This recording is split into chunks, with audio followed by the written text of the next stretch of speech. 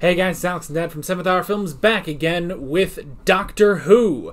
Last time around when we watched modern Doctor Who, we had Demons of the Punjab. What was that one about? It was, I thought, an excellent story. One of her companions wanted to know a little bit more about her grandmother, so they went back to India in 1947, 48, whatever year it was, just as they were about to partition the country into India and Pakistan. And it turns out her grandmother's life was completely different from what she had ever thought. And on top of that, they met some aliens who they thought were murdering people, but it turns out the aliens had come from a world where they were originally assassins, but when they finally got back to their world had been destroyed, and so they now became like the guards at the Tomb of the Unknown Soldiers. They were always there to be with people who died alone. So, yeah. I mean, the alien aspect of it was bizarre but interesting, but the whole story overall, because it turns out the demons of the Punjab are not the aliens, but the people who had lived together literally for generations who ended up hating each other just because they lived on one side of the border or the other. So. Yeah, a very, very excellent episode. Yeah. When I hear some people say that there's nothing good from the 13th Doctor, that's what I slap them with, is that episode in particular. So, in a similar sort of vein, today we are going to be watching The Girl in the Fireplace from Series 2. Okay. Yeah. So this is Tennant's first year? Yes. In fact, this is Tennant's 4th episode. Nope, 5th episode. I forgot there was a Christmas special first. But yes, this is David Tennant's first season overall.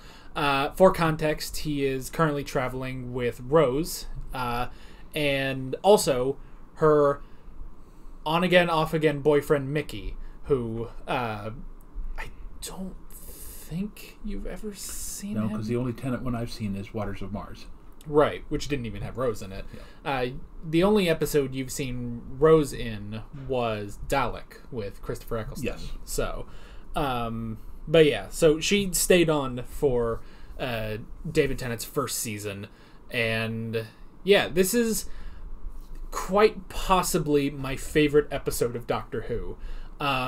So, as I said, it is a historical episode. Oh, good. So it's very, very interesting, and I'll be curious to see. Well, first off, I actually haven't watched this in like years, and this is because this is so early on in Doctor Who. So probably getting around 4 years since I watched this episode now. Wow. Jeez Louise. Actually, yeah, now that I think about it, I started watching Doctor Who in February of 2018. So yeah, we're coming up on 4 years of being trapped in the cycle of Doctor Who. So yeah. But I'll be very curious to see what you think of this episode. Okay. And of course, the reason we're doing this is because we did a rewatch today of a classic episode. We rewatched The Three Doctors. So if you haven't checked out that video, you can. It was very good, very fun. We had a great discussion, I think, on that one. Of course, you can watch the original reaction to The Three Doctors we did. You can also watch my original reaction to The Girl in the Fireplace from eons ago. That was back before I set up the table or anything. I was just at my laptop at my desk, so it was a very different time. So yeah.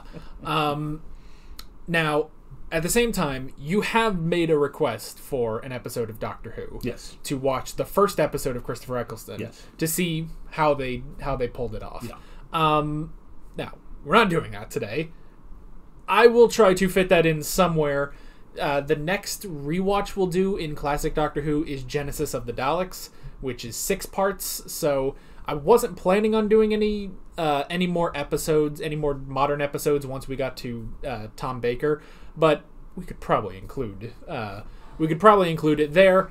If not, we may even do it earlier if I feel like it, or if we find the time. So we will do that at some point. But well, we do have spring break coming up in about 5 or 6 weeks, so yeah, I will be here during the day.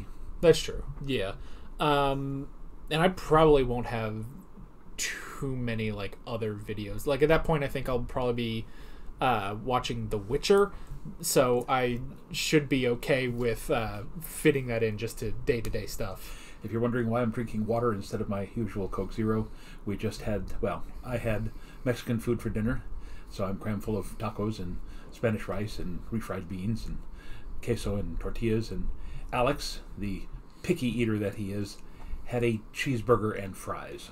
Yes. And chips and queso. Actually, it's one of those things where it's like, because, not to go too far off topic into food, but I had, it was a nice burger, and it was a pretty decent amount of fries.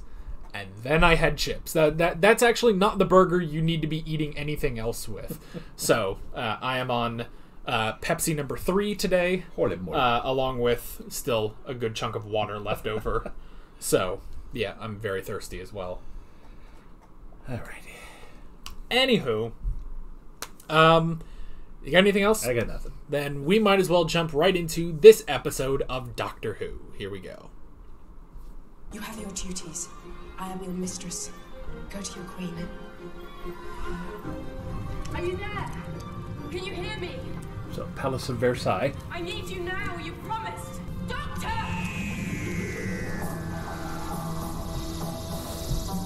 Alright. Do I have... Okay, for some reason my volume is way lower than it really needs to be.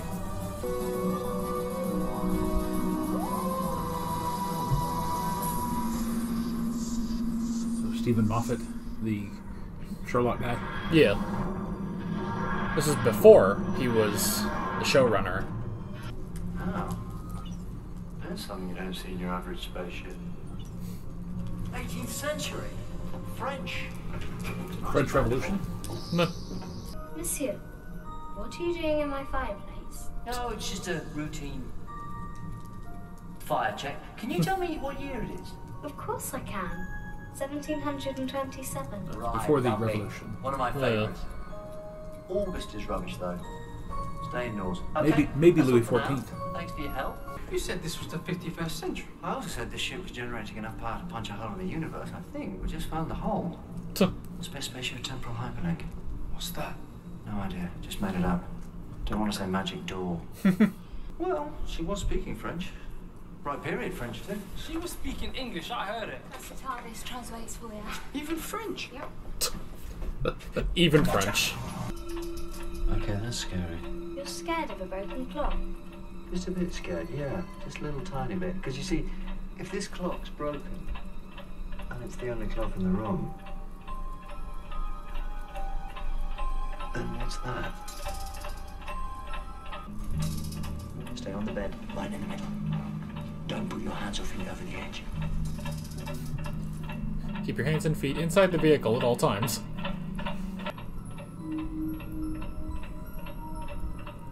Hold still, let me know. You've been scanning her brain. What, you crossed 2 galaxies in thousands of years just to scan a child's brain? What could there be in a little girl's mind worth blowing a hole in the universe? I don't understand. I like how he can just see wants that. me. You monsters from under the bed have nightmares, don't you, monster? What do monsters have nightmares about? Me!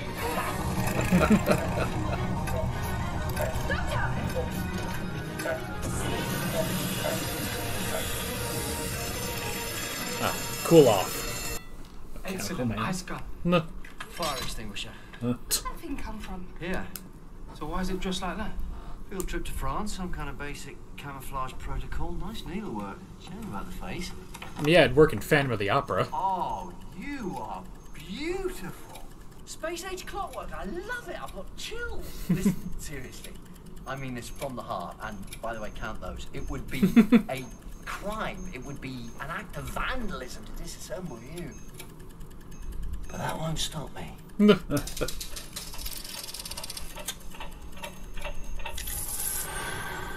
Aw. Short range teleport, can't have got far, can still be on board. What is it? Don't go looking for it. Where are you going? Back in a sec.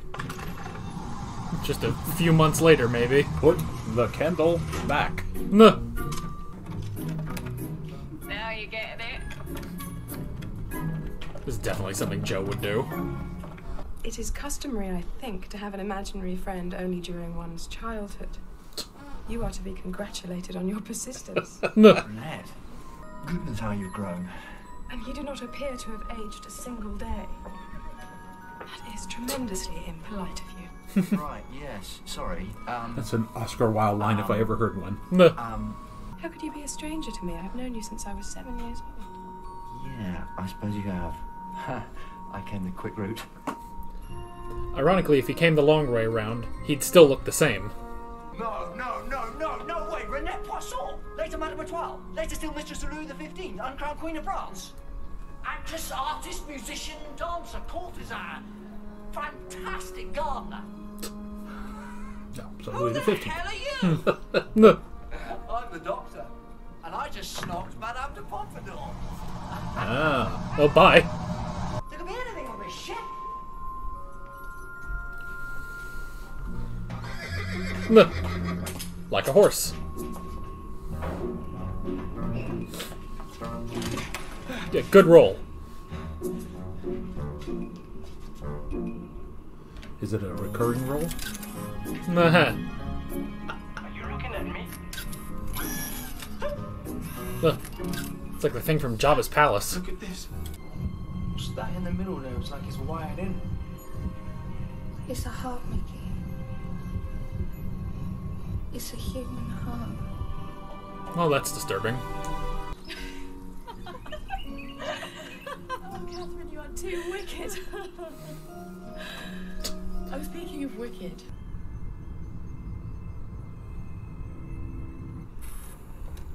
I love the design of this ship. Looks like a desk toy of some variety. It's France again. We can see France. I think we're looking through a mirror. I can see Russia from my house. What's a horse doing on a spaceship? Mickey, what's pre-revolutionary France doing on a spaceship? Get a little perspective. Did he? Queen must have loved her. Oh, she did. They get on very well. King's wife and the king's girlfriend. France. It's a different planet. You know, I'm distracted by this three-thing chair we've got. How long have you been standing there? Renette, hasn't time flown? Fireplace, man.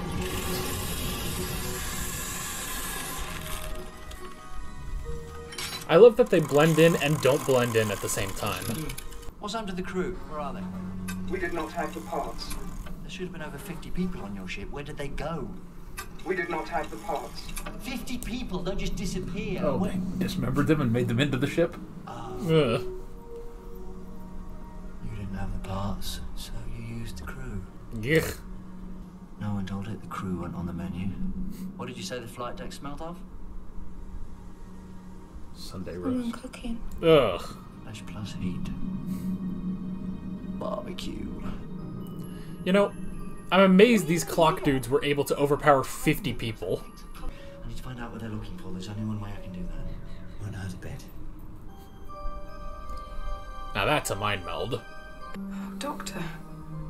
So lonely, so very, very alone. You mean alone? You've never been alone in your life. When did you start calling me doctor? Such a lonely little boy. Lonely then and lonelier now. How can you bear it? How did you do that? A door once opened, maybe step through in either direction. That there comes a time, Time Lord, when every lonely little boy must learn how to dance. You're my favourite. You are the best. You know why? Because you're so thick. You're Mr. Thickety, thick face from Thick Town, Thickania. And so's your dad. You know what they were scanning Renette's brain for? Her myelometer. They want to know how old she is. The brain is compatible. Compatible? You believe that? You probably believe this is a glass of wine.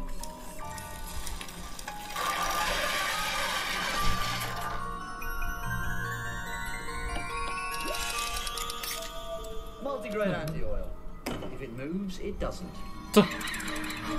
Oh, did he bring the rest of the bottle? Well. That was a bit clever.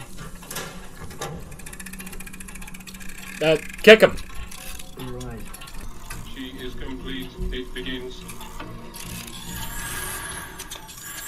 And there they go. What's happening? The monsters and the doctor. It seems you cannot have one without the other. Tell me about it. Yeah.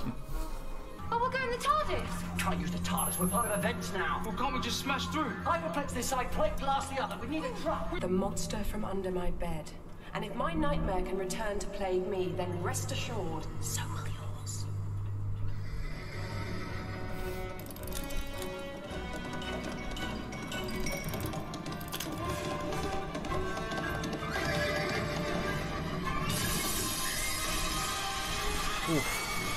Now there's an entrance. Oh, this is my lover, the King of France. Yeah? Well, I'm the Lord of Time.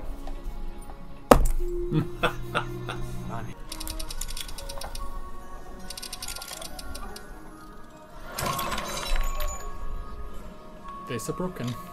You're right. No, they need a neuralizer on the crowd. No. I mean, if they tell anyone, they'll just say, you drink too much wine at these parties. Will the TARDIS allow her to operate it? I mean, he could wait. He's got time. Their names, don't you? Stuck on the slow path for me. Yeah, the slow path. Here's to the slow path. I mean, he could also just find a past version of himself and bum a ride back. Wish me luck. No.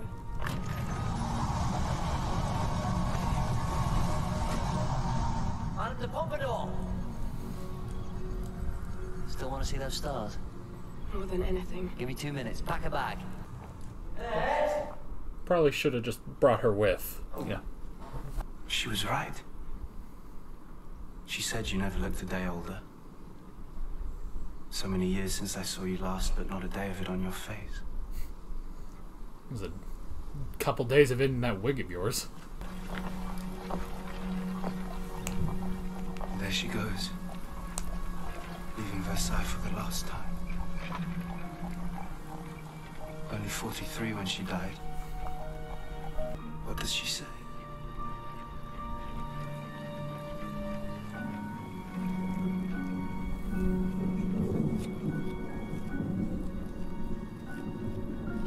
Of course. Quite right. You alright? I'm always alright. Is he wearing a t-shirt that says Wichita Falls? Yeah, It's a place in Texas. and I noticed that too. Reason tells me that you and I are unlikely to meet again. But I think I shall not listen to reason. I have seen the world inside your head and know that all things are possible. Hurry though, my love. My days grow shorter now, and I am so very weak. 43, that's rough. My lonely angel.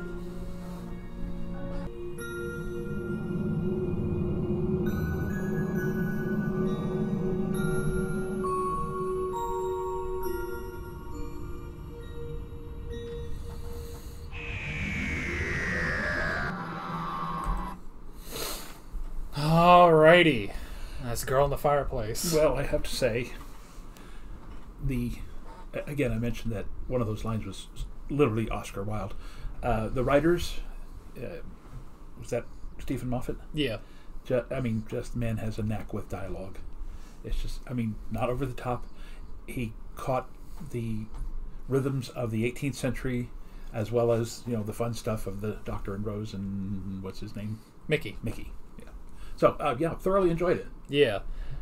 This is another one of those, like how I said, when people say the 13th Doctor has nothing good, and I slap them with demons. When people say that Stephen Moffat is a terrible writer, I slap them with this and like 15 other episodes he's written, and like most of Sherlock and everything else. So, yeah. I said I haven't watched this episode in full for goodness, like 3.5 years or so. I'd still probably hold that up as one of my favorite episodes. Yeah. So, just such an interesting one. Again, it's historical with some sci-fi thrown into it as well. But I thought it was just a really interesting concept with the time windows and everything. And again, sort of like demons, there's not technically a villain. Obviously, the clockwork robots are villains, but they're just doing their programming, you know? And especially, I do like the twist at the end that the ship is called the SS Madame de Pompadour. That's why they would go back and try to get her. Yeah. Because that's all they can sort of process in their heads. So, yeah, just that, and then just that sort of tragic ending where, you know, it's just, he was too late. He was only, you know, back on the spaceship for all of maybe 30 seconds. Yeah. And just all those years passed by. Now, there is a minor flaw there. Is he in control of the TARDIS? Can he now fly it wherever he wants to, unlike the first Doctor? Yes. So theoretically, if he wanted, he could go back and see her during that time. Yes. Now, it's very tricky, because I did catch something that I didn't catch originally, where he says something that we can't use the TARDIS because we're part of the events now, or something like that. So I guess because all those time windows were open, even though they hadn't gone through to each of those points yet, it still meant that they were a part of that time stream, and to use the TARDIS would be crossing that time stream and potentially breaking it. So, and I guess that's why it ends with her death, basically, because then it's like, well, if you try to go meet her again, at any point it will cross over, and that, I guess, will be a paradox. And it's just sci-fi time travel nonsense, so it's too much to really try to think about. Yeah. But I guess it's that because that window was already open at her death, they just can't go back there. So, right. And I've seen other reactions as well where, you know, the Doctor gets stuck back in France, and they say, why doesn't Rose use the TARDIS then to go back? There is the whole thing of, well, she doesn't know how to pilot the TARDIS.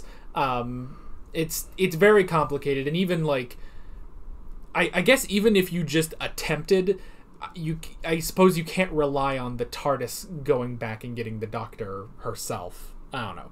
There's a whole thing. Who was the girl that played Madame de Pompadour? Let me find out. Hang on. They do the preview first. Hold on. That will never age.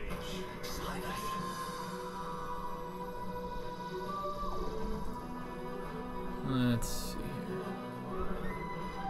Sophia Miles. Oh, yeah. No. She looked very familiar, but I don't know. Yeah, so...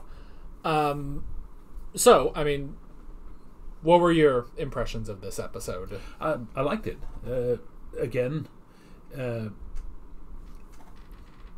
even the clockwork aliens were not overdone. Right. They theoretically kind of fit in with that time period because we were just beginning to understand mechanics. Right. And the fact that they dressed up in the masks, which again at a special ball at was it the U Tree ball or something like that? Yeah. That would have fit right in. That nobody would have noticed them. Right. But yeah, I mean, it's especially the dialogue, because in a lot of these things, people from the past tend to speak like modern writers. I want them to. So, but that dialogue was, again, I realize, and I'm overdoing the Oscar Wilde connection, but I mean, just very witty, and not clunky stuff. I mean, it's very smooth, very subtle, and him singing from My Fair Lady, I Could Have Danced All Night. You know, it's just, it was fun, and again, the only thing I thought at the end there was, you know, why couldn't he then go back with the TARDIS? But, you know, there are, I'm sure, reasons that will be explained later, and you've just explained one of them. Yeah. But that's fine. You know, there are no gaping plot holes. It's a very it's a self-contained story.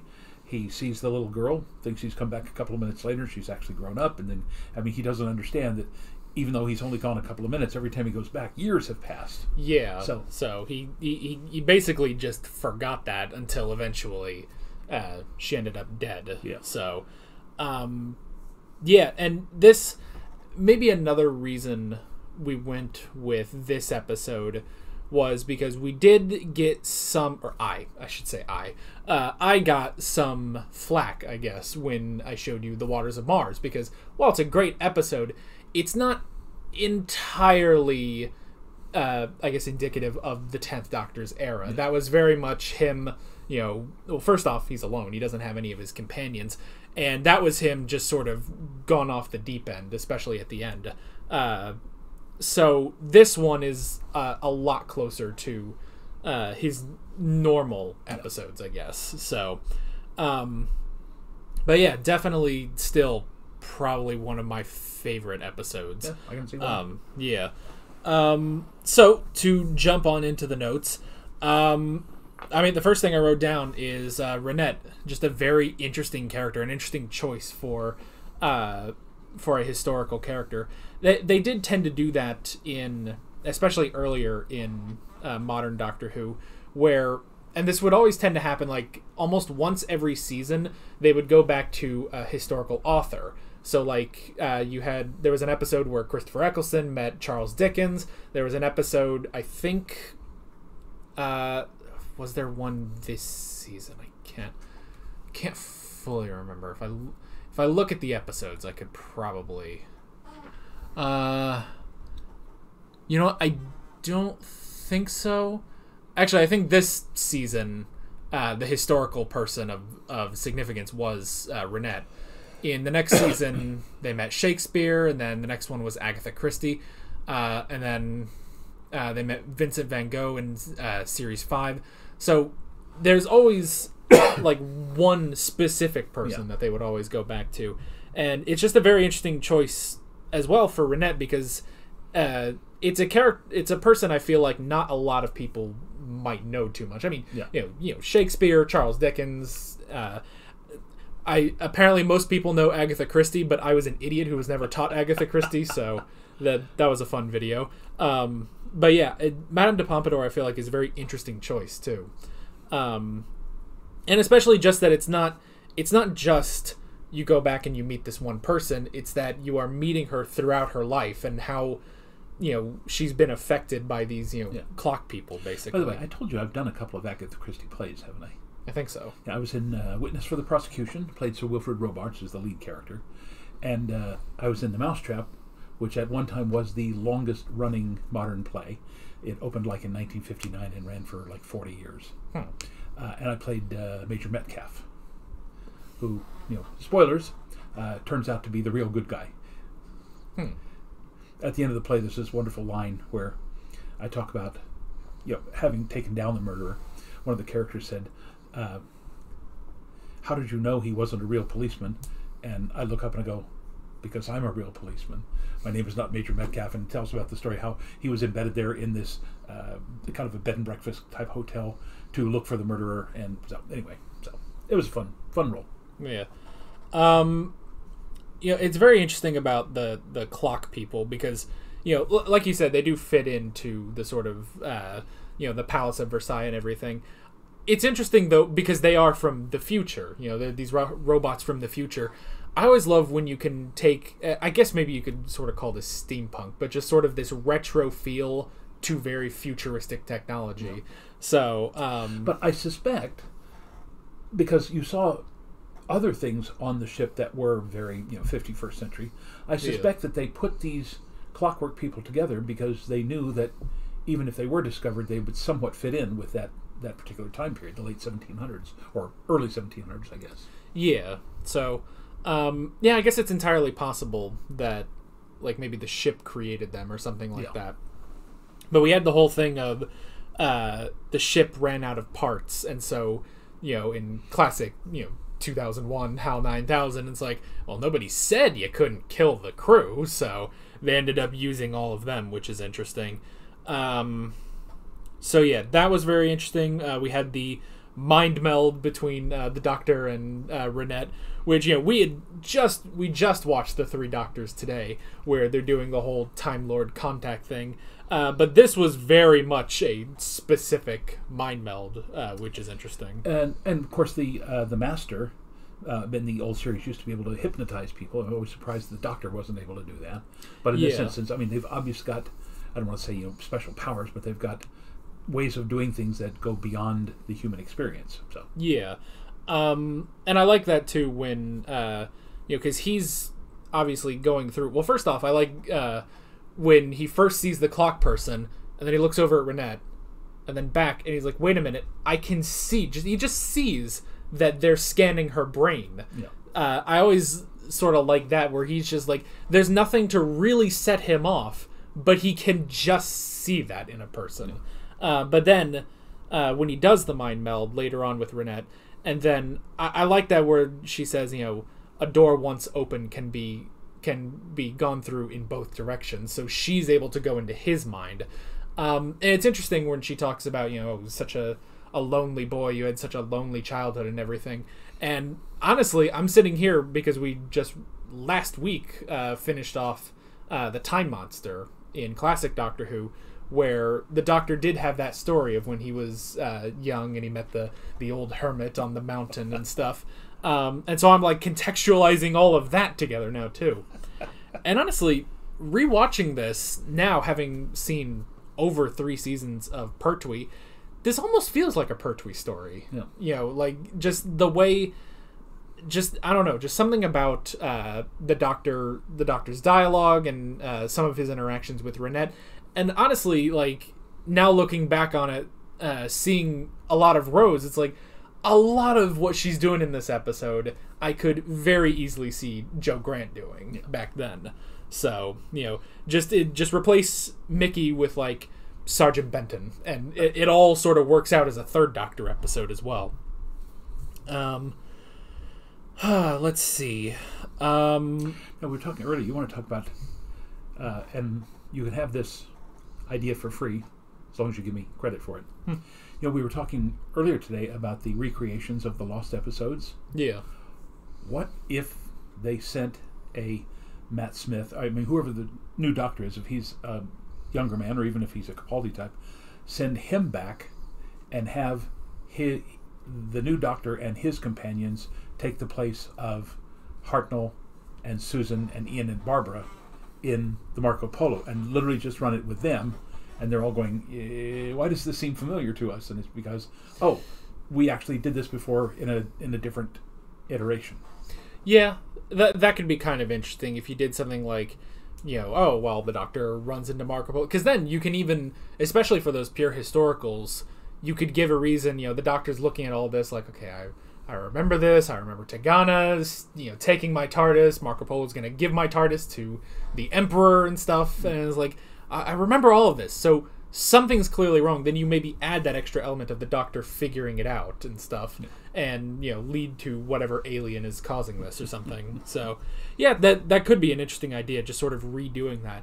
They kind of do that later on. There's like a comic from the 10th Doctor where the Doctor is just like, he's kind of marooned from his TARDIS, and so he actually goes and lives with Mickey for a little while, and they sort of remade that comic with the 11th Doctor, and was it I think James Corden actually is in that episode.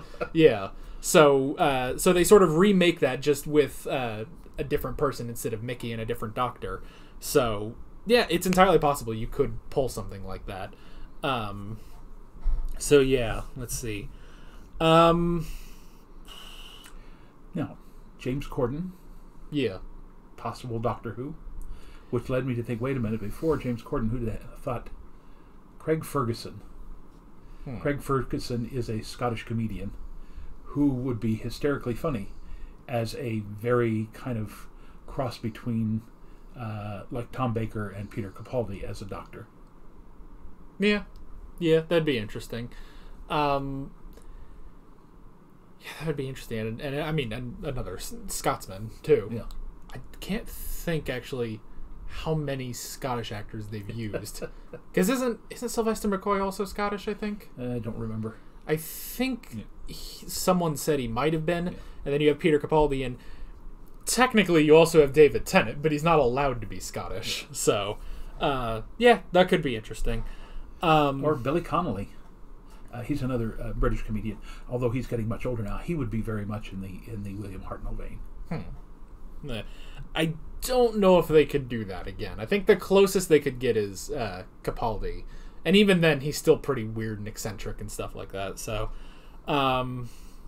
let's see. Well, we had the whole thing with the time link and the Doctor crashing through with the horse and everything, which I like how they say, because they were going over like, well, we can't just break through, that'll destroy the time link and stuff.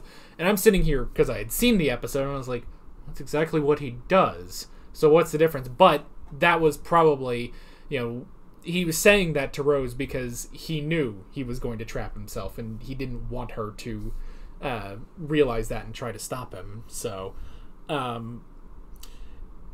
although now that I think about it, we were talking about the TARDIS and you can't just take the TARDIS.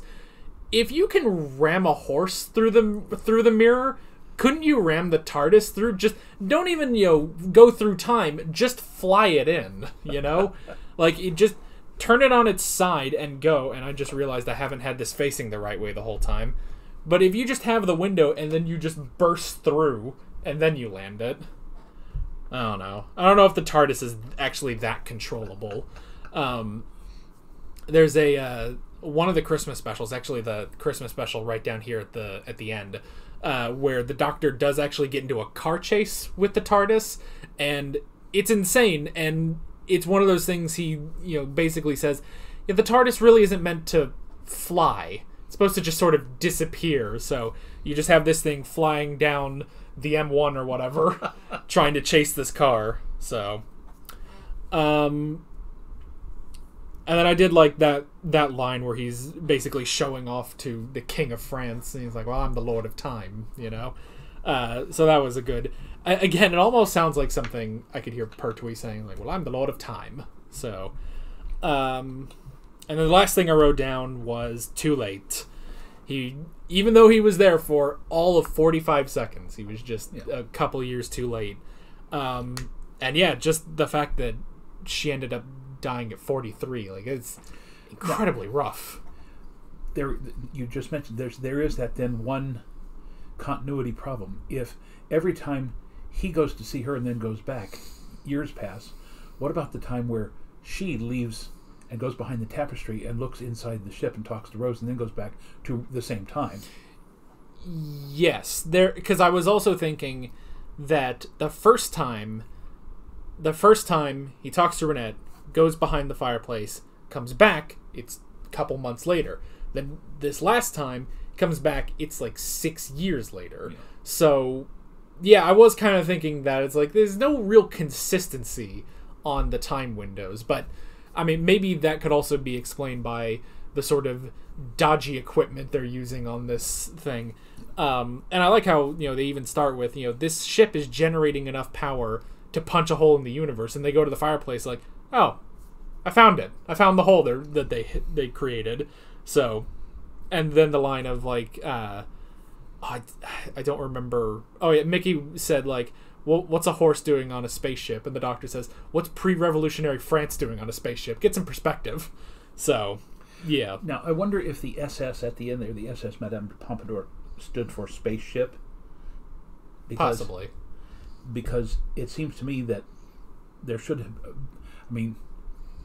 was it 5,000 years, 3,000 years in the future? Yeah. There should be some reason why there's a French name on a spaceship. Yes, that ties it all in, but again, makes you wonder, why would they have named this spaceship the Pompadour? Yeah, and it's not just... It's also not just that it is called the SS Madame de Pompadour. They also had a painting of her, and it was just like on the wall, which obviously they happened to land the TARDIS right in front of, so they didn't see that. Well, that's not too unusual, because there are a lot of ships named after people, and I'm assuming that there are pictures, if there's a USS Teddy Roosevelt, that there's a picture somewhere on that ship of Teddy Roosevelt. I guess that's true. So, yeah, I don't know. I guess there was actually, now that I think about it, there was an episode with Matt Smith. I think this was the second episode where it was something like after the destruction of the sun, which destroys the Earth, all the countries, this sounds so stupid, all the countries found these space whales, and then they put their countries on the backs of space whales, and the space whales started flying them away. Did Douglas Adams write this? No, it's So long, and thanks for all the fish. Yeah, so, but the one that they find, obviously, is called Starship UK. I think they even say that technically Scotland is on its own ship. Yeah, I think they said that specifically. It's like they wanted to get away from the rest of the UK, so they got their own space whale. So maybe France had its own, spaceship, and that's, even further along in the future. So, the French... the French space I understand agency. that, but there would also be so many more people in French history that you would name a ship after, rather than the mistress to the king. Well, and they used all of those names, and finally, 3,000 years later, they got around to using Madame de Pompadour. So, it just took them a while, And then the fact that this spaceship gets 2.5 galaxies away from Earth, too. So, and can generate that's the other thing. How did this rinky-dink spaceship using eyeballs and human hearts generate enough power to punch a hole in time and space? Now we're thinking too much about it. We are thinking too much about it. At the end of the day, it's just a really good episode. Yeah, I enjoyed it. Yeah, so yeah, you got anything else about this? I got nothing. All right, that's our classic line to say that the video is about to end. So yeah, that's it for pretty much it for our rewatches. Though at some point we'll get around to doing Christopher Eccleston's first episode since you've requested it. Expect that someday. We'll make a decision as to when. I mean, I guess at the very least, when we get around to Genesis of the Daleks, which I think is like season 12. So sometime around there, probably we'll do that one. Whether or not that will lead to actually watching the rest of the episodes, that's a whole other story, a whole other question for a different time. So, with all that, space. Yeah, a different time, exactly. With all that being said, we're Alex and Dad from 7th Hour Films, and we will see you guys next time. Take care. Alright guys, thanks for watching this video. There's a bunch of links on screen if you want to go click around to any of those. There's a playlist for all of our modern Doctor Who reactions, as well as all of our classic Doctor Who reactions. There's also a subscribe button and a Patreon button on screen, as well as other links in the description if you want to go check out any of those. See you guys later.